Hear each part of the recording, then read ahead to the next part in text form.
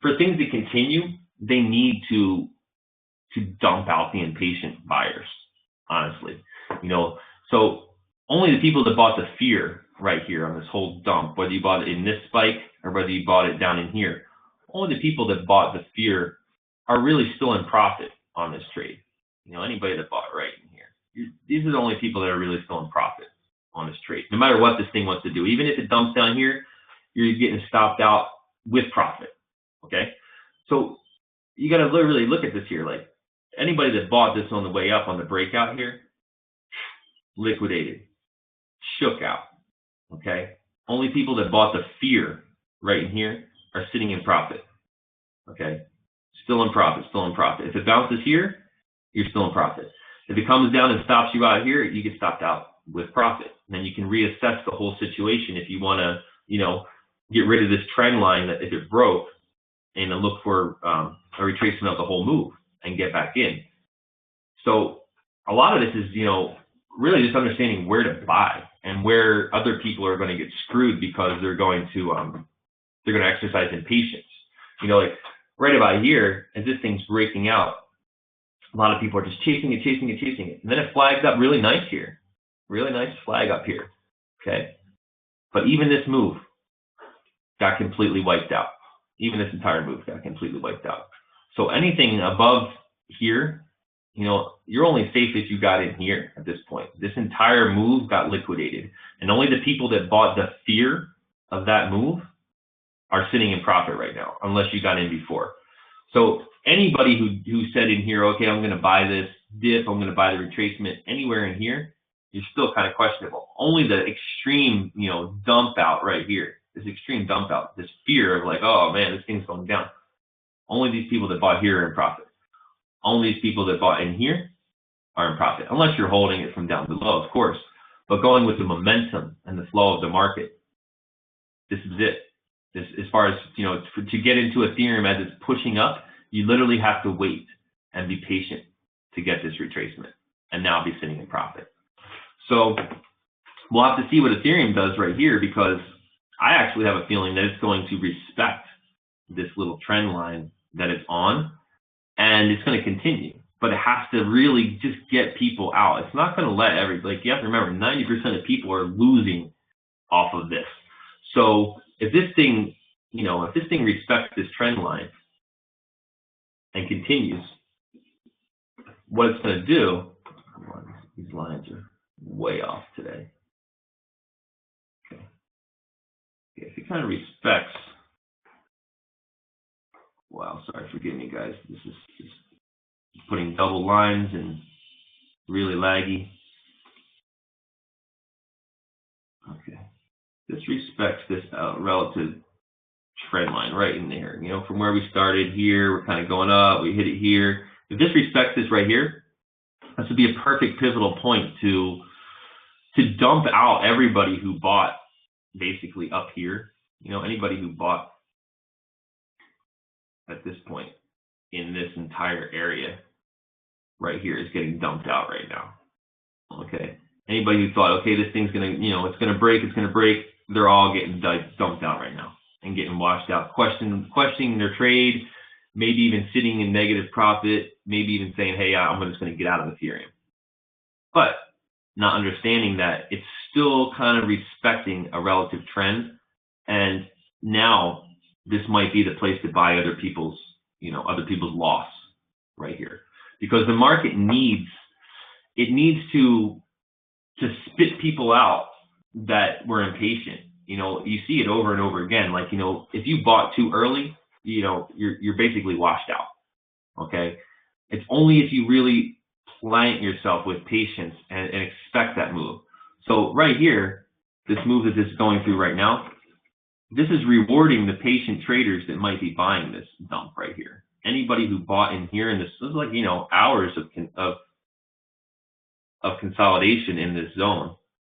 We got time that was in here, for a couple days, 2+ days of consolidating here, and then a dump out. That's almost the kind of dump that the market needs to say, oh, and then bounce off of that. So I'm always really like, I get very suspicious of things when they're getting close to their resistance line that they need to break. And then if they break down like that, that's usually, you know, in upward trend, that's usually the breakdown move that acts as like a spring to kind of spring it back out. Because, you know, we got rid of all of these buyers in here. They get sold, bang, and then it has a place to, like a pivot point to kind of jump back up off of.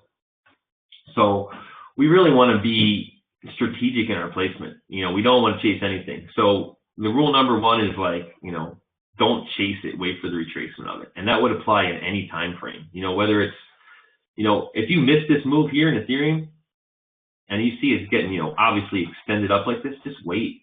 Just don't even look at the chart for a couple of days if you want to buy Ethereum.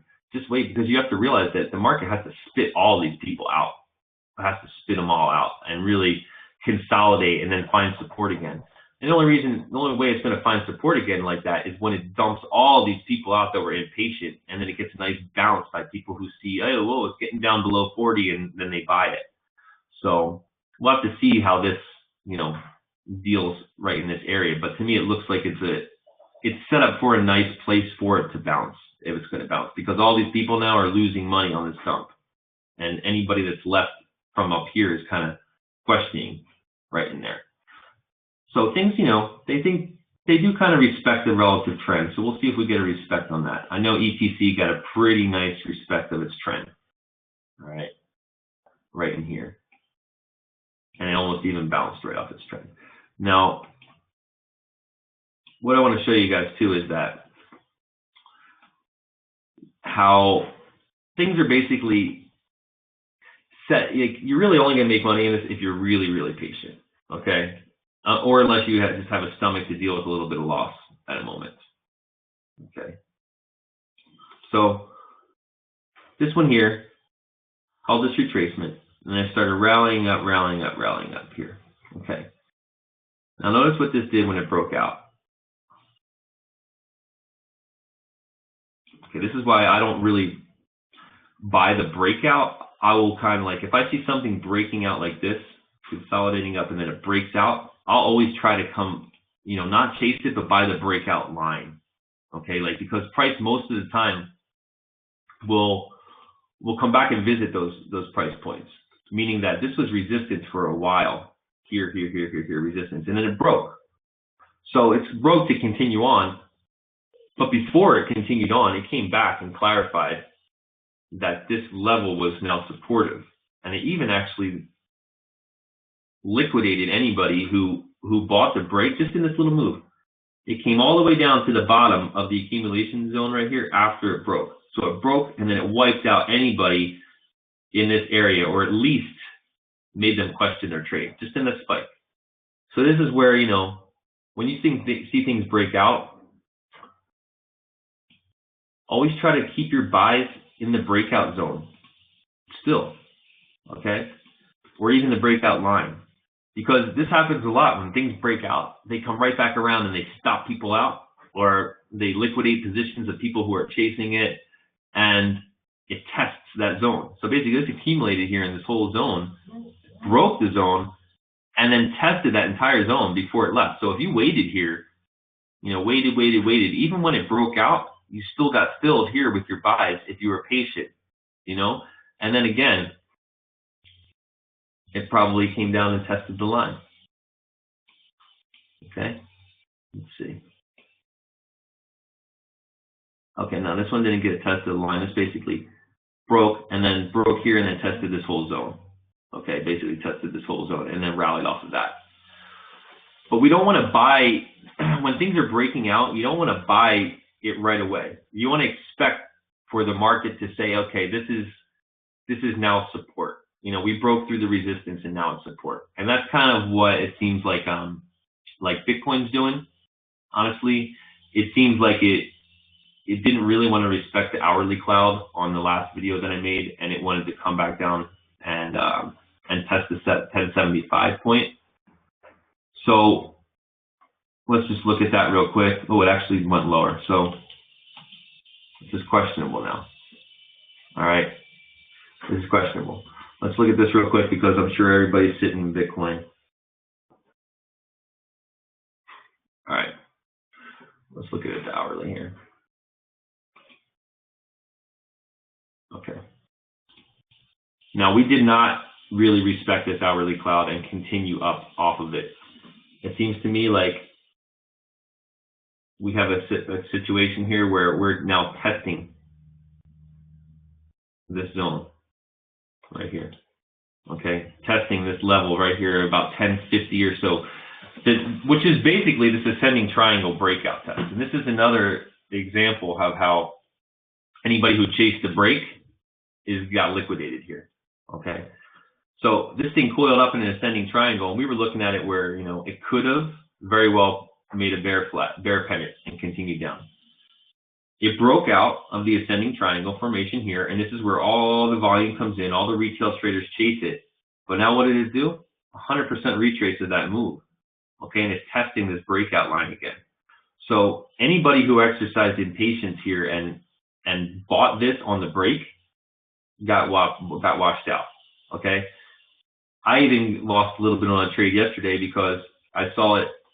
I bought this dip right here after we opened on the candles above the cloud here. I bought this dip right here, and then basically as it started going up, I moved my stop loss to about break even, but it was on margin, so I still lost a little bit when I got stopped out. But same thing, you know, I was even a little bit impatient because I was expecting this to continue on and respect this cloud, but it didn't want to. It wanted to come down here and test this breakout line. Okay, this breakout line was resistance. This is a very important price point here. Okay, right here we had support, 1050, resistance, resistance. We broke the resistance. Okay, we broke it. Now we're coming down and we're really trying to say, all right, is this zone resistance or is it support? Okay, we're even. Let's see. Now I would use my candles, my lines, and I would say, okay, we got a little bit of an open close below this zone, but we'll have to see. If this respects this and starts to get opens and close off of this line, then we can say that the market clarified that this previous level of resistance with this line is going to be support. But the market seems like it has to clarify that now. Okay, so another example of you don't want to chase anything. Okay, when you see a breakout, don't chase it. Don't chase it. Even though it looks like it's going, chances are it's not. And here's another example of how it's not. You know, it comes right back down and liquidates anybody who chased this thing, and really is only rewarding the people who are patient or who are buying the fear right here at this point. Okay, same example. All right, this is set up to wash people out.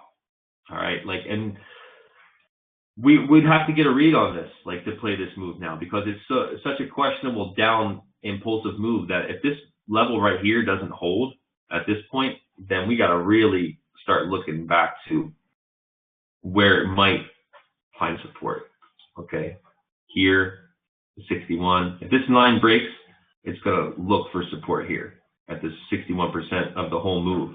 But then we'd be trading back under the cloud again, okay, on my Ichimoku cloud. And we'll get into the Ichimoku cloud later. I'll probably just maybe take it off for a little while.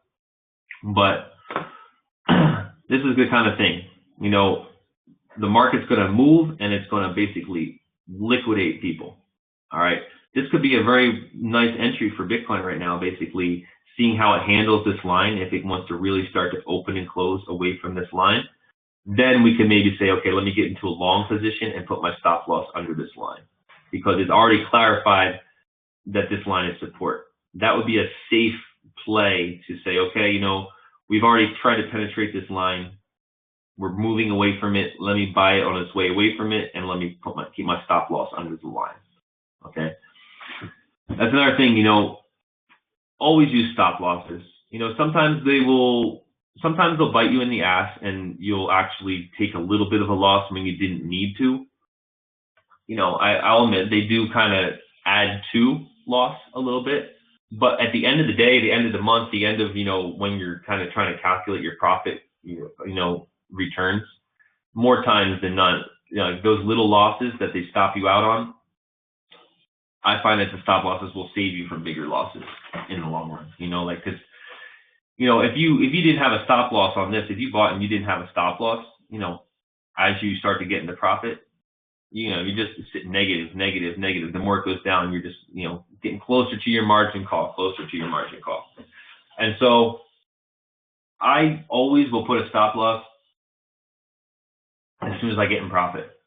There's a small window of time that I'll get into a trade, and then, I'm kind of still sitting there, waiting for the market to move away from my entry so that I can kind of protect my entry with a stop.